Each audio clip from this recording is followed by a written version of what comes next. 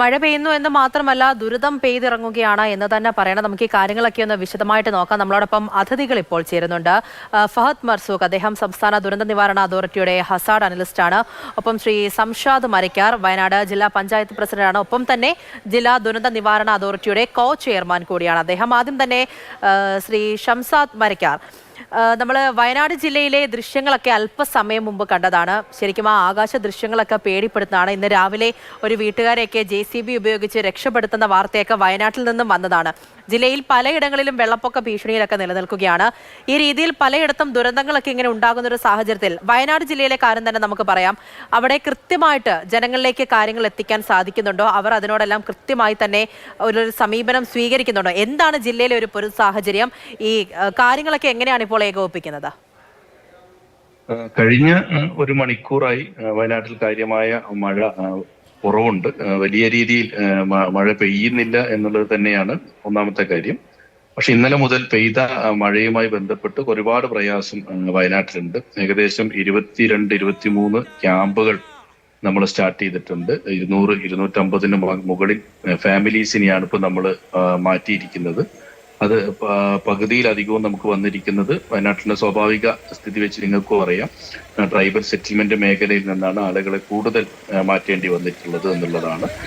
പിന്നെ നമ്മളുടെ ഒരു വലിയ പ്രയാസം എന്ന് പറയുന്നത് ബീച്ചനഹള്ളി ഡാമുമായി ബന്ധപ്പെട്ടാണ്. കാരണം ബീച്ചനഹള്ളി ഡാമിൽ നിന്നും വെള്ളം കർണാടക എടുക്കുകയാണെങ്കിൽ മാത്രമാണ് വയനാട്ടിന്റെ ഒരു വെള്ളക്കെട്ട് നമുക്ക് പരിഹരിക്കാൻ കഴിയുക. ഇപ്പൊ നിലവിൽ അത് ആസിറ്റി നന്നായി പോകുന്നുണ്ട്.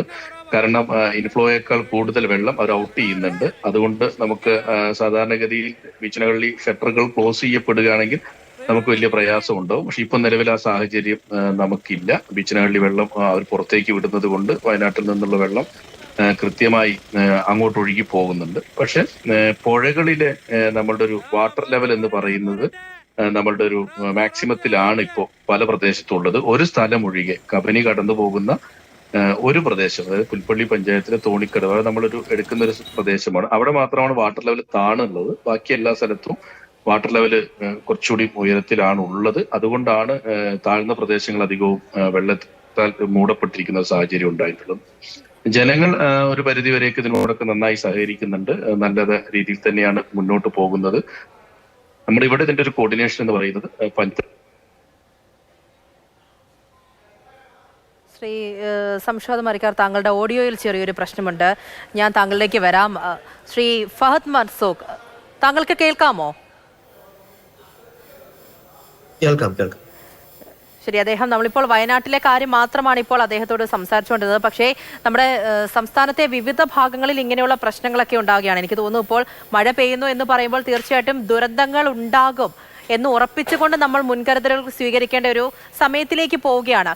പല വിധത്തിലുള്ള പ്രശ്നങ്ങൾ ഇപ്പോൾ ഈ കാണുന്ന പോലെ വെള്ളപ്പൊക്കം ഉണ്ടാകുന്നുണ്ട്, വെള്ളം കയറുന്നുണ്ട്, പലയിടങ്ങളിലും മണ്ണിടിച്ചിലുണ്ടാകുന്നുണ്ട്. ഒപ്പം ഈ മരങ്ങൾ കടപുഴകി വീഴുന്നു. അതായത് ഈ കാറ്റ് വലിയ രീതിയിൽ പ്രശ്നമുണ്ടാക്കുന്നു എന്നുള്ളത് കൂടിയാണ്. പല വിധത്തിലുള്ള സംഭവങ്ങൾ, പലരും തലനാഴിക്ക് രക്ഷപ്പെടുകയാണ്. മെട്രോയുടെ മുകളിലേക്കൊക്കെ ഫ്ലെക്സ് ബോർഡുകളൊക്കെ വന്ന് വീഴുന്ന ഒരു അവസ്ഥ ഇന്ന് കൊച്ചിയിൽ നിന്നൊക്കെ റിപ്പോർട്ട് ചെയ്യപ്പെടുന്നുണ്ടായിരുന്നു. ഈ കാറ്റിനെ കൂടി പേടിക്കേണ്ട ഒരു സാധ്യതയുണ്ടോ ഇപ്പോൾ? തീർച്ചയായിട്ടും നമ്മളിപ്പോ കഴിഞ്ഞ ദിവസങ്ങളിൽ വരുന്ന വാർത്തകൾ അല്ലെങ്കിൽ റിപ്പോർട്ട് ചെയ്യപ്പെടുന്ന കാര്യങ്ങൾ നമ്മൾ നോക്കുന്ന സമയത്ത് ഏറ്റവും കൂടുതൽ അപകടങ്ങൾ സംഭവിക്കുന്നത് ഇത്തരത്തിൽ കാറ്റ് മൂലം മരങ്ങൾ കടപുഴകി വീണുകൊണ്ടും മറ്റുമൊക്കെയാണ്. ഇത് പക്ഷേ പുതിയൊരു അനുഭവമല്ല. മുൻ വർഷങ്ങളിലാണെങ്കിലും നമുക്ക് കുറച്ച് കാലങ്ങളായിട്ട് നമ്മുടെ എക്സ്പീരിയൻസ് ഇപ്പൊ അങ്ങനെയാണ്. കാറ്റ് നമുക്കറിയാം, നമ്മുടെ തെക്ക് പടിഞ്ഞാറൻ കാലവർഷക്കാലത്താണ് നമ്മളുള്ളത്. ഇതിന്റെ ഭാഗമായിട്ട് നമ്മുടെ കാറ്റ് ശക്തിപ്പെടുന്ന ഒരു സമയം തന്നെയാണ് ഇപ്പോൾ ഈ സീസൺ. എന്നാൽ നമുക്ക് മഴ മാറി നിൽക്കുന്നത് പോലെ തന്നെ വളരെ കുറഞ്ഞ ദിവസങ്ങളാണ് നമുക്ക് മഴ ദിനങ്ങളായി വരുന്നത്. ആ ദിവസങ്ങളിൽ അതിശക്തമായ കാറ്റ് കൂടി ഇതോടൊപ്പം നമുക്ക് ലഭിക്കുകയാണ്. പ്രത്യേകിച്ച് ബംഗാൾ ഉൾക്കടലിൽ ചില ന്യൂനമർദ്ദങ്ങളോ അങ്ങനെയുള്ള ഏതെങ്കിലും സിസ്റ്റംസോ ഉണ്ടാകുന്ന ഘട്ടത്തിലാവുമ്പോൾ കാറ്റിന്റെ ശക്തി വളരെയധികം കൂടുന്നു. അതോടൊപ്പം തന്നെ ഇത്തരത്തിലുള്ള നമ്മുടെ മരങ്ങൾ, നമുക്കറിയാം കേരളം വ്യാപകമായി നമുക്ക് മരങ്ങളുണ്ട്. പ്രത്യേകിച്ച് നമ്മുടെ വീട്ടുവളപ്പിൽ, ഓഫീസ് വളപ്പിലും, നമ്മുടെ പൊതു ഇടങ്ങളിലും എല്ലാം വലിയ വലിയ മരങ്ങളുണ്ട്. അപ്പൊ അങ്ങനെയുള്ള ഓവർഡോൺ ആയിട്ടുള്ള ഈ മരങ്ങൾ കടപുഴകി വീണുകൊണ്ടും അതിന് മരച്ചിലകൾ തകർന്നു വീണുകൊണ്ടും ഒക്കെ ആയിട്ടുള്ള അപകടങ്ങൾ നമുക്ക് മുൻകാലങ്ങളിൽ റിപ്പോർട്ട് ചെയ്യപ്പെടാറുണ്ട്. പക്ഷേ ഈ തവണ വലിയ കാറ്റുണ്ടായത് കൊണ്ട് തന്നെ നമുക്ക് കൂടുതൽ അപകടങ്ങൾ അങ്ങനെയാണ് റിപ്പോർട്ട് ചെയ്യപ്പെട്ടതായിട്ട് കാണുന്നത്. പൊതുവെ നമ്മൾ നോക്കുകയാണെങ്കിൽ വലിയ ദുരന്തങ്ങൾ, അതായത് നമുക്കൊരു വലിയ വെള്ളപ്പൊക്കം, വലിയ ഉരുൾപൊട്ടൽ, അങ്ങനെയുള്ള പ്രശ്നങ്ങളിലേക്ക് നമ്മൾ ഇതുവരെ എത്തിയിട്ടില്ല. എന്നാലും നമ്മൾ ശ്രദ്ധിക്കേണ്ട കാര്യം, ഇപ്പോൾ സംഭവിക്കുന്ന പല അപകടങ്ങളും നമ്മൾ ഒന്നുകൂടി തയ്യാറെടുക്കുകയാണെങ്കിൽ, നമ്മൾ ഒന്നുകൂടി പരിശ്രമിക്കുകയാണെങ്കിൽ കുറച്ച് ലഘൂകരിക്കാൻ പറ്റുന്ന പ്രശ്നങ്ങളാണ്. കുറച്ചൊക്കെ നമ്മൾ സാഹസികതയുടെ ഭാഗമായി അത്തരം കാര്യങ്ങൾ ശ്രദ്ധയില്ലാതെ ചില കാര്യങ്ങൾ ചെയ്യുന്നതിന്റെ ഭാഗമായിട്ടാണ് ചിലയിടത്തെങ്കിലും നമുക്ക് അപകടങ്ങൾ ഉണ്ടാവുന്നത്. ചിലയിടങ്ങളിൽ ഈ പറയുന്ന പോലെ മരങ്ങളുടെ മറ്റും പ്രശ്നങ്ങൾ നമ്മൾ അനുഭവിക്കുന്ന സാഹചര്യവുമുണ്ട്. ഇതായിരുന്നാലും നമ്മൾ ശ്രദ്ധിക്കേണ്ട ഒരു കാര്യം, ഇപ്പോഴും നമ്മൾ നമ്മുടെ ഈ മഴക്കാലത്ത് ജൂൺ 1 മുതൽ ജൂലൈ ഈ ദിവസം വരെയുള്ള മഴ പരിശോധിക്കുകയാണെങ്കിൽ നമുക്ക് മഴ കുറവാണുള്ളത്. 10%-ലധികം മഴ നമുക്ക് കിട്ടേണ്ട മഴ കുറയുകയാണ് സംഭവിച്ചിട്ടുള്ളത്. അതായത് ഈ പെയ്യുന്ന മഴയെല്ലാം വളരെ കുറഞ്ഞ സമയമാണ് നമുക്ക് പെയ്തുകൊണ്ടിരിക്കുന്നത്. നമുക്കൊരു 2 ആഴ്ച കൊണ്ട് പെയ്യേണ്ട മഴ നമുക്ക് 4 ദിവസം കൊണ്ടോ 5 ദിവസം കൊണ്ടോ പെയ്യുന്ന സാഹചര്യമാണ് ഉണ്ടാകുന്നത്. അത് തന്നെ 1-2 മണിക്കൂർ സമയത്തേക്കാണ് നമുക്ക് അതിശക്തമായ രീതിയിൽ കാറ്റും മഴയും ഉണ്ടാവുന്ന ഘട്ടമുണ്ട്. അപ്പൊ ഇത്തരത്തിലുള്ള പ്രശ്നങ്ങൾ നമുക്ക് സ്വാഭാവികമായിട്ടും അത്തരം മഴ പെയ്യുന്ന സമയത്ത് നമ്മുടെ ഏത് പ്രദേശത്തും നമുക്ക് അപകടങ്ങൾ ഉണ്ടാവാം. അതായത് നമ്മൾ എപ്പോഴും ഫോക്കസ് ചെയ്യുക ഉരുൾപൊട്ടൽ സാധ്യതയുള്ള പ്രദേശങ്ങൾ, വെള്ളപ്പൊക്ക സാധ്യതയുള്ള പ്രദേശങ്ങൾ, ഇങ്ങനെ അപകട സാധ്യത കൂടിയ പ്രദേശങ്ങളിലായിരിക്കും നമ്മുടെ എപ്പോഴുമുള്ള ഫോക്കസ് ഉണ്ടാവുക. അത്തരം പ്രദേശങ്ങളിൽ നിന്നും വലിയ രീതിയിലുള്ള അപകടങ്ങളിലേക്ക് നമ്മൾ ഇപ്പോൾ നിലവിൽ എത്തിയിട്ടില്ല. എന്നാലും ചില ഒറ്റപ്പെട്ട പ്രശ്നങ്ങളുണ്ട്. താഴ്ന്ന പ്രദേശങ്ങളിലൊക്കെ നമുക്ക് വെള്ളക്കെട്ടൊക്കെ ഉണ്ടാവുന്ന സാഹചര്യം ഉണ്ടാവുന്നുണ്ട്. എന്നാലും അതിലൊന്നും വലിയ പ്രശ്നങ്ങളായിട്ട് മാറിയിട്ടില്ല. അവിടെയൊന്നും വലിയ രീതിയിലുള്ള കാഷ്വാലിറ്റിയോ അല്ലെങ്കിൽ ഏതെങ്കിലും അങ്ങനെയുള്ള പ്രശ്നങ്ങൾ നമുക്ക് റിപ്പോർട്ട് ചെയ്യപ്പെടുന്നില്ല. എന്നാൽ ഈ തരത്തിൽ നിങ്ങൾ സൂചിപ്പിച്ച പോലെ നമുക്ക് മരം വീണുകൊണ്ടും അതുപോലെ ഇലക്ട്രിക് പോസ്റ്റുകൾ മറിഞ്ഞു വീണുകൊണ്ടും ഒക്കെയുള്ള അപകടങ്ങളാണ് നമുക്ക് കൂടുതലായിട്ടും ഇപ്പോൾ റിപ്പോർട്ട് ചെയ്യപ്പെട്ടതായിട്ട് കാണുന്നത്. അത് നമ്മൾ കൂടുതൽ ജാഗ്രത സ്വീകരിക്കണം എന്ന് പറഞ്ഞു. ഞാനൊന്ന് ചോദിച്ചോട്ടെ, ഇപ്പോൾ ഈ ഒരു മഴക്കാലത്ത് മാത്രമല്ല, കഴിഞ്ഞ കുറേ കാലങ്ങളായിട്ട് ഈ മഴക്കാലത്ത് നമ്മൾ അഭിമുഖീകരിക്കുന്ന പ്രശ്നങ്ങളാണ് ഒറ്റപ്പെട്ടത് എന്ന് താങ്കൾ പറയുമ്പോഴും അതെല്ലാം വലിയ പ്രശ്നങ്ങളാണ് എന്നുള്ളതാണ് ഏറ്റവും വലിയ കാര്യം എന്ന് പറയുന്നത്. അപ്പോൾ ഈ ഇങ്ങനെ തുടർന്നുകൊണ്ടിരിക്കുന്ന ഒരു സാഹചര്യത്തിൽ നമ്മളുടെ ഇപ്പോഴുള്ള സംവിധാനങ്ങൾ അതൊക്കെ കൃത്യമാണ്, ഒന്നും കൂടി മുന്നിലേക്ക് പോകേണ്ടതല്ലേ? കാരണം പഠനമൊക്കെ നടക്കുമെന്ന് പലപ്പോഴും പറയുന്നുണ്ട്. ഇനിയും ഒരുപാട് കാര്യങ്ങൾ രക്ഷാപ്രവർത്തനമായിട്ടൊക്കെ ബന്ധപ്പെട്ട കാര്യങ്ങളാണെങ്കിൽ പോലും കാര്യങ്ങളെല്ലാം ഏകോപിപ്പിച്ച് കൊണ്ടുപോകാൻ കൂടുതൽ സംവിധാനങ്ങളും ഇനി മുന്നിലേക്ക് വരേണ്ടത് ഒരു അത്യാവശ്യമല്ലേ?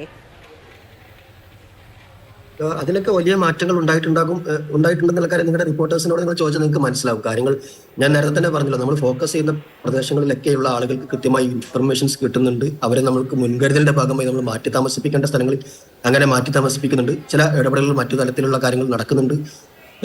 രക്ഷാസേനകളെല്ലാം പ്രീ പൊസിഷനായിട്ടുണ്ട്. അപ്പോൾ ഒരു വലിയ അപകടഘട്ടത്തിലേക്ക് പോകുമ്പോൾ അത് കൈകാര്യം ചെയ്യാൻ പറ്റും. പക്ഷേ ഇത്തരത്തിലുള്ള പ്രശ്നങ്ങൾ, അതായത് നമ്മുടെ വീട്ടുവളപ്പിലെ മരം തകർന്നുകൊണ്ട് നമ്മുടെ തൊട്ടടുത്തുള്ള അയൽവാസിയുടെ വീട്ടിലേക്ക് വീഴുന്ന പ്രശ്നം പരിഹരിക്കണമെങ്കിൽ എല്ലാവരുടെയും സഹകരണം ഇക്കാര്യത്തിൽ നമുക്ക് ആവശ്യമാണ്.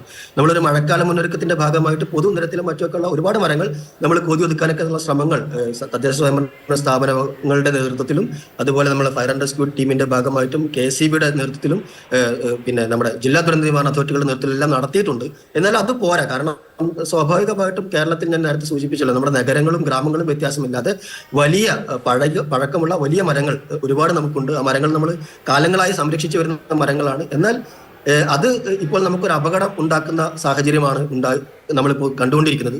സ്വാഭാവികമായിട്ടും അതിൽ നമ്മൾ കുറച്ചുകൂടി ജാഗ്രത പൊതുജനങ്ങളുടെ ഭാഗത്തു നിന്ന് കൂടി ഉണ്ടാവേണ്ടതുണ്ട്. പ്രത്യേകിച്ച് നമ്മുടെ വീട്ടുവളപ്പിലോ നമ്മുടെ സ്കൂളിന്റെ കോമ്പൗണ്ടിലോ നമ്മുടെ ഓഫീസ് വളപ്പിലോ ഒക്കെ ഉള്ള ഇത്തരത്തിലുള്ള അപകടകരമായിട്ടുള്ള മരങ്ങൾ ഉണ്ടെങ്കിൽ അത് നമ്മുടെ അധികൃതരുടെ ശ്രദ്ധയിൽ എത്രയും പെട്ടെന്ന് പെടുത്തണം. അത് പെടുത്തിയാൽ ഉടനെ തന്നെ നമ്മളത് അതിന്റെ പ്രൂണിംഗ് ആക്ടിവിറ്റീസ് നടത്തും. അതിന്റെ അപകടകരമായ ശിഖരങ്ങൾ ഉണ്ടെങ്കിൽ അത് നമ്മൾ വെട്ടിമാറ്റേണ്ടതുണ്ട്. അപ്പൊ ഇതിലൊക്കെ നമ്മൾ പലതരത്തിലുള്ള നിയമപരമായ പ്രശ്നങ്ങളൊക്കെ മുൻകാലങ്ങളിൽ ഉണ്ടായിരുന്നു. അതെല്ലാം നമ്മളിപ്പോൾ മറികടന്നിട്ടുണ്ട്. അതിന് എല്ലാ തദ്ദേശ സ്വയംഭരണ സ്ഥാപനങ്ങൾക്കും അവരുടെ പഞ്ചായത്ത് ആക്ട് 238 അനുസരിച്ചുകൊണ്ട് അവർക്ക് അവരുടെ മരങ്ങൾ, അപകടാവസ്ഥയിലുള്ള മരങ്ങൾ മുറിച്ചു മാറ്റാവുന്നതാണ്. അതുപോലെ അതിനുവേണ്ട നിയമപരമായ നിർദ്ദേശങ്ങൾ നമ്മൾ ഓറഞ്ച് ബുക്കിലൂടെ നൽകിയിട്ടുണ്ട്. അപ്പോൾ ആ പ്രവർത്തനങ്ങളെല്ലാം തദ്ദേശ സ്വയംഭരണ സ്ഥാപന തലത്തിലും നടക്കുന്നുണ്ട്. എന്നാലും നമ്മൾ തീർച്ചയായിട്ടും ഇത്രയും വലിയ കാറ്റ് വരുന്ന സമയത്ത് സ്വാഭാവികമായിട്ടും നമ്മളുടെ ശ്രദ്ധയിലില്ലാത്ത അല്ലെങ്കിൽ നമ്മൾ മുൻകൂട്ടി അപകട സാധ്യതയുണ്ടെന്ന് തിരിച്ചറിയാൻ പറ്റാത്ത മരങ്ങളും ഒരുപക്ഷെ അപകടത്തിൽപ്പെടുന്ന സാഹചര്യം ഉണ്ടാവും. മരങ്ങൾ മാത്രമല്ല, ഇലക്ട്രിക് പോസ്റ്റുകളും നമ്മുടെ ഫ്ലക്സ് ബോർഡുകളും ഹോർഡിങ്ങുകളും ഇതെല്ലാം തകർന്നു പോകൊണ്ടുള്ള പ്രശ്നങ്ങൾ ഉണ്ടാവുന്നുണ്ട് പലയിടത്തും. ഇത് കൂടാതെ വലിയ രീതിയിൽ അപകടങ്ങളായിട്ട് ഇപ്പം നമ്മുടെ ശ്രദ്ധയിലുള്ളത് മതിലുകളാണ്. നമ്മൾ വീടുകൾക്ക് കെട്ടിയിട്ടുള്ള മതിലുകൾ പലപ്പോഴും ഇടിഞ്ഞു വീണുള്ള അപകടങ്ങൾ ധാരാളമായിട്ട് കണ്ടുവരുന്നുണ്ട്. ഇപ്പൊ നമ്മുടെ വീടിന്റെ മതിലുകളൊക്കെ പലപ്പോഴും നമുക്കറിയാം, നമ്മൾ വീടിന്റെ ചുമര് കെട്ടുന്ന പോലെയല്ല മതിലുകൾ കെട്ടുന്ന ചുറ്റുമതിൽ കെട്ടുന്ന സമയത്ത് നമ്മൾ വലിയ രീതിയിലുള്ള എന്താ പറയാ എഞ്ചിനീയറിംഗ് സാധനങ്ങളൊന്നും നമ്മൾ അതിൽ ഉപയോഗിക്കുന്നില്ല. സ്വാഭാവികമായിട്ടും അതിന്റെ സ്ട്രെങ്ത് കുറവായിരിക്കും. വലിയ കാറ്റും മഴയൊക്കെ ഉണ്ടാകുന്ന സമയത്ത് അത് പലപ്പോഴും ശ്രദ്ധിക്കേണ്ടതും ജാഗ്രത പുലർത്തേണ്ടതുമായിട്ടുള്ള ഒരുപാട് കാര്യങ്ങൾ നമ്മൾ ഈ മഴ സമയത്ത് ചർച്ച ചെയ്യപ്പെടുന്നുണ്ട്. ശ്രീ സംഷാദ് മരിക്കാർ, താങ്കൾക്ക് കേൾക്കാമോ? കേൾക്കാം. ശരി, ഇപ്പോൾ നമ്മൾ പറഞ്ഞു വന്നത് വയനാടിന്റെ ഒരു പ്രശ്നമാണെങ്കിൽ പോലും ഈ വയനാടിന്റെ ഭൂപ്രകൃതി പോലും അങ്ങനെയാണ്. പലയിടങ്ങളിൽ വെള്ളം കയറുന്നുണ്ട്, പലയിടത്ത് വിവിധ തരത്തിലുള്ള പ്രശ്നങ്ങളൊക്കെ ഉണ്ടാകുന്നുണ്ട്. അപ്പോൾ ഈ ജനങ്ങളിലേക്കെല്ലാം കൃത്യമായിട്ട് തന്നെ കാര്യങ്ങൾ എത്തിക്കാൻ നിങ്ങൾക്ക് സാധിക്കുന്നുണ്ടോ? കോൺടാക്ട് ഒക്കെ ചെയ്യാൻ സാധിക്കുന്നുണ്ടോ? ഈ വെള്ളം കയറി കിടക്കുന്ന സ്ഥലങ്ങളിലൊക്കെ ജനങ്ങൾ അവരെയൊക്കെ എങ്ങനെയാണ് പുറത്തെത്തിച്ചത്? ആ രീതിയിൽ കാര്യങ്ങളൊക്കെ അതാത് സമയം തന്നെ ജനങ്ങൾ ഇങ്ങനെയുള്ള ബുദ്ധിമുട്ടുണ്ടാകുന്നതെന്ന് പറയുമ്പോൾ അതാത് സമയങ്ങൾ നിങ്ങൾക്കെല്ലാം ചെയ്യാൻ പറ്റുന്നുണ്ടോ ജില്ലയിൽ? ഞാൻ ആദ്യം അദ്ദേഹം പറഞ്ഞ മരങ്ങൾ മുറിക്കുന്നതുമായി ബന്ധപ്പെട്ട് ഉള്ളൊരു കാര്യമുണ്ട്. ഇതിനകത്ത് നമ്മൾ അങ്ങനെ പറഞ്ഞു പോകുമ്പോൾ ആളുകൾ വിചാരിക്കും ഈ മരങ്ങൾ മുഴുവൻ മുറിച്ചു മാറ്റേണ്ട ഒരു ഉത്തരവാദിത്തം തദ്ദേശ സ്വയംഭരണ സ്ഥാപനങ്ങൾ കാണുന്നുള്ളൊരു തെറ്റിദ്ധാരണ വരും. അങ്ങനെയല്ല. ഇപ്പോ ഓറഞ്ച് ബുക്കിൽ പറയുന്നതും നമ്മുടെ പഞ്ചായത്ത് ആക്ടിൽ 238 പ്രകാരം പഞ്ചായത്തിന് മുറിക്കാം. പക്ഷെ ഓറഞ്ച് ബുക്കിൽ പറയുന്നത് മരം അപകടകരമാണോ എന്ന് വിലയിരുത്തേണ്ടത് പഞ്ചായത്ത് സെക്രട്ടറിയും വില്ലേജ് ഓഫീസറും റേഞ്ച് ഓഫീസറും കൂടി തൂക്കി പരിശോധിച്ച് അതിൽ അപകട ഭീഷണിയാണെങ്കിൽ ആ മരം മുറിക്കാമെന്നാണ്. പക്ഷെ ആ മരം മുറിക്കുമ്പോഴൊരു പ്രശ്നം, ഈ മരം മുറിക്കാൻ വരുന്ന സാമ്പത്തിക ചെലവ് വരും. ഈ സാമ്പത്തിക ചെലവ് ആര് വഹിക്കുമെന്ന് ഓറഞ്ച് ബുക്കിൽ പറഞ്ഞിട്ടില്ല. അപ്പൊ പഞ്ചായത്തുകൾ ഇപ്പോൾ നിരന്തരം നമ്മളോട് ചോദിക്കുന്ന ഒരു ചോദ്യമുണ്ട്, ഇതിന്റെ തുക. ഇപ്പൊ നമ്മളൊരു കൊട്ടേഷൻ വിളിച്ച് ഇപ്പൊ മുറിക്കുന്ന അപകടകരമായ മരത്തെ കണ്ടെത്തുന്നത് ഓറഞ്ച് ബുക്കിലുണ്ട്. പക്ഷെ പഞ്ചായത്ത് രാജ് പ്രകാരം നമ്മളൊരു മരം മുറിക്കാൻ തീരുമാനിച്ചാൽ അതിന്റെ വാല്യുവേഷൻ എടുത്തേണ്ടത് സോഷ്യൽ ഫോറസ്ട്രിയാണ്. അത് കിട്ടിയതിന് ശേഷം നമ്മൾ കൊട്ടേഷൻ വിളിക്കണം പഞ്ചായത്തില് മരം മുറിക്കാൻ. അതിൽ കൊട്ടേഷൻ നൽകുന്ന ആളുകളിൽ നിന്നും ഏറ്റവും കുറവ് തുക കോട്ട് ചെയ്ത ആളെ വെച്ച് മരം മുറിക്കണം. ഇതിനുള്ള തുക പഞ്ചായത്തിൽ നിന്ന് കൊടുക്കണം. അങ്ങനെ കൊടുത്ത പഞ്ചായത്തുകൾക്കെതിരെ വലിയ രീതിയിലുള്ള ഓഡിറ്റ് പരാമർശം വന്നിരിക്കുകയാണ്. ആവശ്യമില്ലാത്തതാണ് ഇത് പഞ്ചായത്ത് ചെയ്തത് എന്ന്. അപ്പൊ ഈ പണം ഒരു പ്രശ്നമാണ്. അപ്പൊ ഇതിനുള്ള പണം അനുവദിക്കേണ്ടതാരാണ്? ദുരന്ത നിവാരണ അതോറിറ്റിയുടെ ഫണ്ടിൽ നിന്നും ഇതിനുള്ള തുക അനുവദിക്കണം.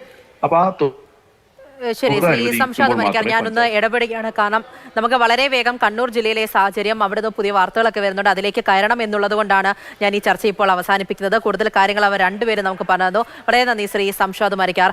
ഒപ്പം തന്നെ അദ്ദേഹം കൂടുതൽ ജില്ലയിലെ സാഹചര്യം ഉൾപ്പെടെ പറഞ്ഞു. ഒപ്പം ശ്രീ ഫഹദ് മർസൂഖ് കൂടുതൽ കാര്യങ്ങൾ നമ്മളോട് വിശദീകരിച്ചു.